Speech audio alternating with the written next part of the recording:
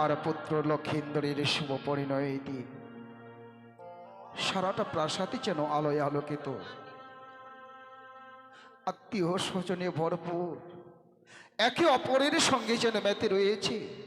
ঠিক এইভাবেই 6 সন্তানের বিবাহের দিনে আত্মীয় স্বজনেরা এসেছিল আমার 6 সন্তানকে শুধুমাত্র আশীর্বাদ করবার জন্য। কিন্তু কেন আজকের দিনে বারবার ফেলে আসা দিনগুলোর কথা মনে পড়ে যায় 6টি হারানো সন্তানদের কথা। আজ লক্ষিন্দরের শুভ দিনে ওই ফেলে আসা দিনগুলোর কথা যেন বারবার করে মনে পড়ে যায়। ওইদিকে ঘরের কোণে 6টা কাঁচা সোনা বিধবা বৌমা শাড়ির আঁচলে মুখ লুকিয়ে টুকরে টুকরে কান্না করছে। বৌমাদের আমিও বলতে পারছি না, বৌমা এসো, আনন্দ করো, একে অপরের সঙ্গে যেমনি ভাবে মেতে রয়েছে তোমরাও তাদের সঙ্গে মেতে ওঠাও। কিন্তু তারা বুঝতে পারছে যে তারা বিধবা, শুভ কাজে তাদের যেতে নেই। দেখতে দেখতে যেন লগ্ন বহে যায়। বৈবাহিক মহাশয়কে কথা দিয়ে এসেছি, গদর লগ্নে আমি আমার সন্তানকে বিয়ের ছায়া মণ্ডপে বসাবো না। আর বিলম্ব না করে এই মুহূর্তে লক্ষিন্দরকে ডেকে আমায় বর বেশি সুসজ্জিত করতে হবে। একে কথায় আছিস, আমার লক্ষিন্দরকে পাঠিয়ে দেবে।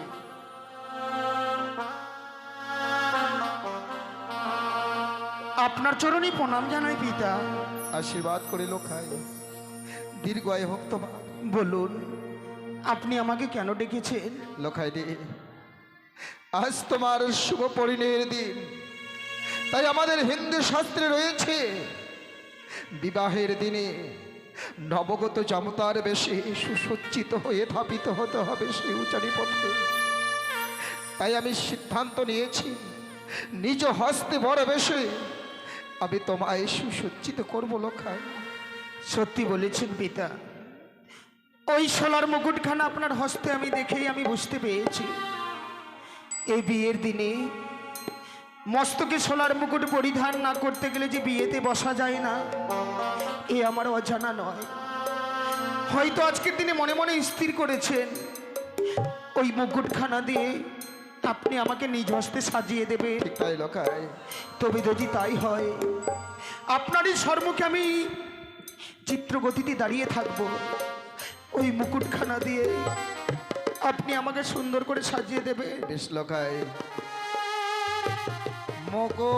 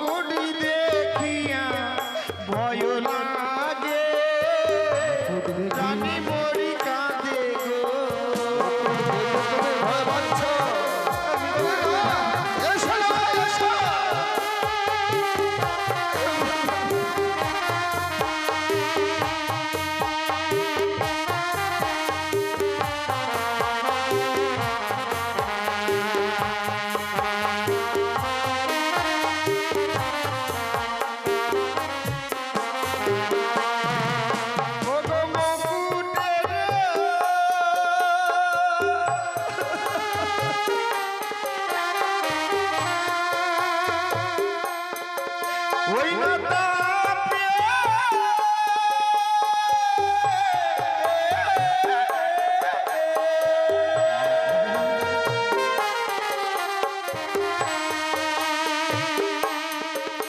ওই না মস্ত গামারি কাপে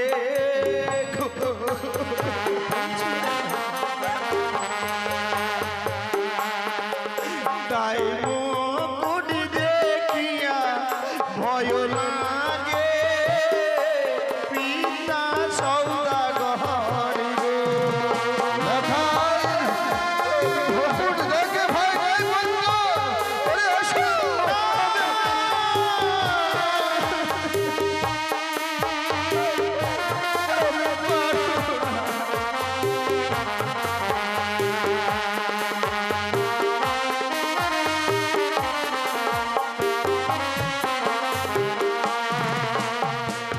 ওগো পিতা, ওই মুকুট দেখে যেন আমার প্রাণে বড় ভয় হয়।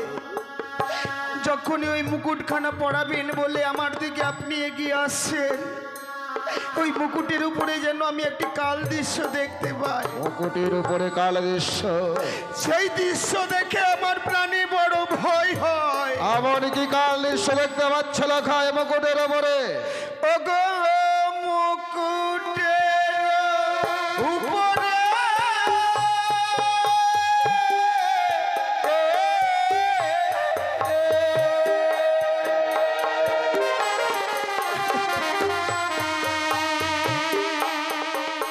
আমি দেখি সর্পের বিষ গো।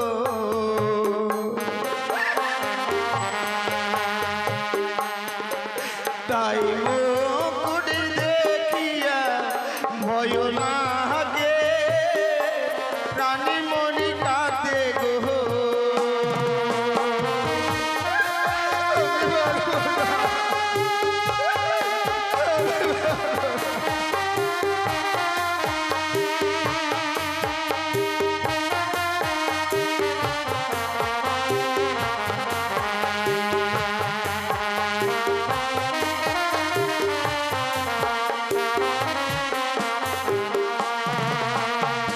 মুকুটের উপরে সর্পের দৃশ্য দেখতে পাচ্ছ? সত্যই পিতা, সেই দৃশ্য দেখে আমার প্রাণে বড় ভয় হয়। না জানি ওই মুকুটখানা আজকের দিনে যদি আমি মস্তকে ধারণ করি, ওই সর্প আমাকে গ্রাস করে ফেলবে। পারবো না রে, পারবো না তোমার মস্তকে এই সোলার মুকুটখানে পরিধান করে দিতে। কোনো পিতাই পারবে না পুত্র, কোনো পিতাই পারবে না সন্তানের মস্তকে সর্পের মুকুট পরিধান করে দিতে। তাই মুকুট খানা রেখে দিয়ে এই মুহূর্তে তোমার মস্তকে, তোমার গলে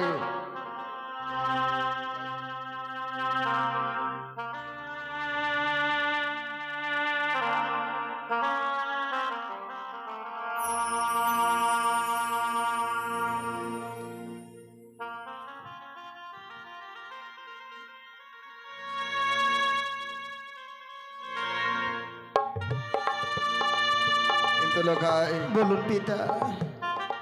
মুকুট দেখি তো এখন ভয় পাচ্ছ, কিন্তু মালা দেখি তো ভয় পাবে না, কারণ মালের গন্ধিত ফুলের মালা, যে ফুলের মালা ছাত্রা তলায় তোমাকে মাল্যদান করে বৌবাস বেহুলাকে 7 পাকে বদ্ধ করতে হবে, এই মালা যে তোমায় পরিধান করতে হবে পুত্র। বেশ পিতা, ওই মালাখান আমি নিশ্চয়ই গলায় ধারণ করব।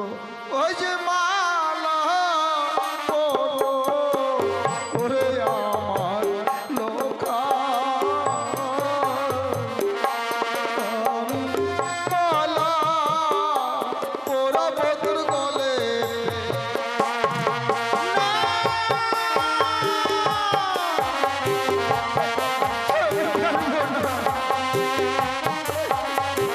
আমি পারবো না গো।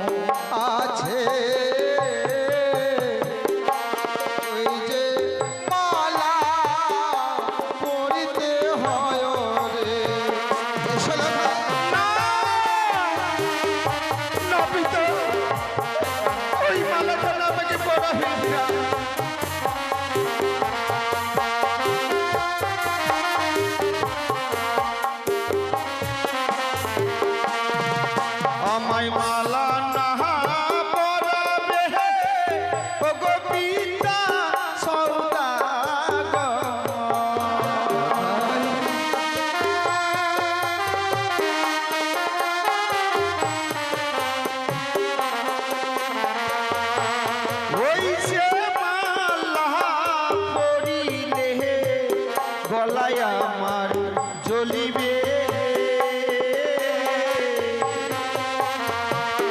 ওগো বাবা মালা দেখিয়া ভয়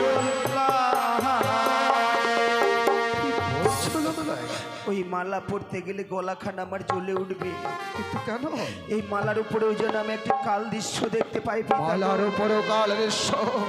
আমার কি কাল দৃশ্য দেখতে পাচ্ছ লেখাই? ওই সে মালার উপরে দেখি সারিবে বিষগ্রহ। ওগো বাবা মালা দেখিয়া ভয় লাগে।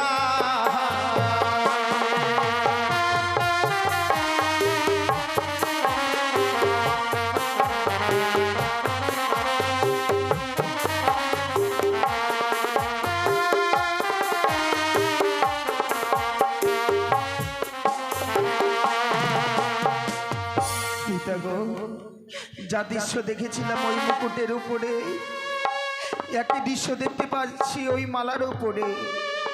এই মালার মধ্যেও যেন আমি সর্পের ছায়া দেখতে পাচ্ছি। মুকুট মালার উপরে কেন সর্পের দৃশ্য দেখতে পাচ্ছ জানো? কেন পিতা? ওই রাক্ষসী! ওই রাক্ষসী কানে চাইছে ওদের হইতে সর্পের ভয় রেখে তোমার বিবাহ ভেঙে দিতে। আমার হাতে হ্যান্ডেল অষ্টি নাই দেখে সে সর্পের ভয় দেখাচ্ছে। আমিও তার আশাকে, তার শত চেষ্টাকে ব্যর্থ করে দেব। এই মুহূর্তে হস্তে ধারণ করলাম হ্যামতালে অষ্টি, দেব হ্যামতালে অষ্টি দেবেন এই মুকুটমালার উপরে, তারপরে দেব তোমার মস্তকে মুকুটমালা পরে। এই দেখো তো পুত্র, এই মুহূর্তে দিলাম হ্যামতালের বেরি মুকুটমালার উপরে। দেখতে পাচ্ছ মুকুটমালার উপরে সর্পের দৃশ্য। সত্যি সত্যি বলেছেন পিতা। এতক্ষণ ধরে যে মালা মুকুটের উপর আমি সর্প দেখতে পেয়েছিলাম, কই আর তো আমি কোনো সর্পের দৃশ্য দেখতে পাচ্ছি না গো। এবার এই মালা মুকুট আমি নিশ্চয়ই ধারণ করতে পারবো। এই তো আমার পুত্রের মতো কথা। ওগো আমার চম্পকনগরে প্রজাবর্গ, ওগো আমার চম্পকনগরে আত্মীয় স্বজন, এই মুহূর্তে আমি আমার সন্তানকে নববর্ষে সুসজ্জিত করতে চাই। তাই আমার সন্তানকে সবাই লক্ষণে হরিধ্বনি দিয়ে আশীর্বাদ করবে। এই মুহূর্তে লক্ষিন্দরকে আমি বড়বেশে সুসজ্জিত করবো।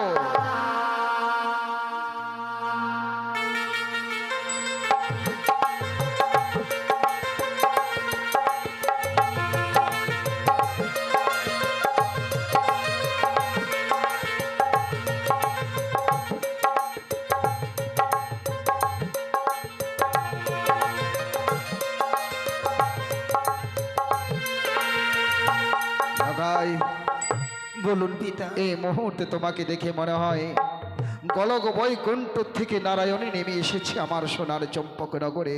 কিন্তু লক্ষ্মী বিনীত নারায়ণীর সভা পায় না পুত্র, যার জন্য ধাবিত হতে হবে আমায় সে উজানি পথে। কিন্তু আজ তোমার সুপরিণয় দিন। এতদিনই তোমাকে একটাই শিক্ষা দিয়ে এসেছিলাম, পিতা স্বর্গ পিতা ধর্ম পিতা হি পরমন্তব প্রীতিমা পর্ণে বিয়ন্তে সর্বদেবতা। কিন্তু আজকের দিনে তোমাকে যদি আমি এক নতুন শিক্ষা দিতে চাই। পিতা গো, আজকে হচ্ছে আমার শুভ পরিণয়। এই শুভ পরিণয়ের দিনে নতুন করে শিক্ষা দেবেন, আর আপনার শিক্ষা আমি উপার্জন করব না তা কি করে হয় বলুন না? এমন কি শিক্ষা দেবেন আজকের দিনে আপনি আমাকে যা বলবেন আপনার কথা আমি অক্ষরে অক্ষরে পালন করব। শাস্ত্রেও বলেছে জননী জন্মভূমি স্বর্গদেবী গড়িয়েছি।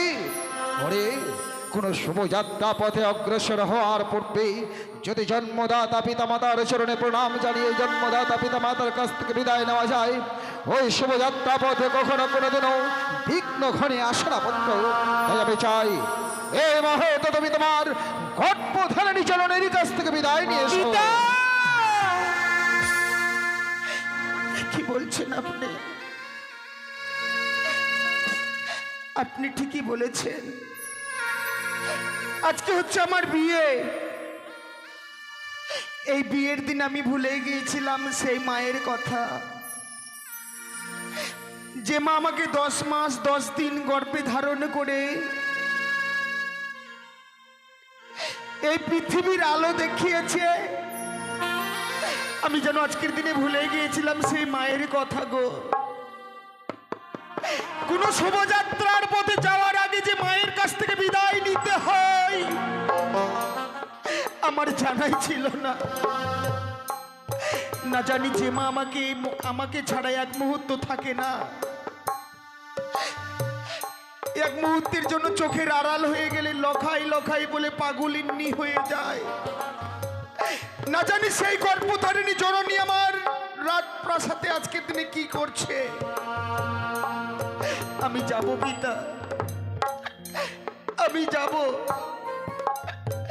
মাকে গিয়ে বলবো, মা আমাকে একটিবার হাসি মুখে বিদায় দাও, আমি পিতার সঙ্গে ওই উজানি নগরে যেতে চাই।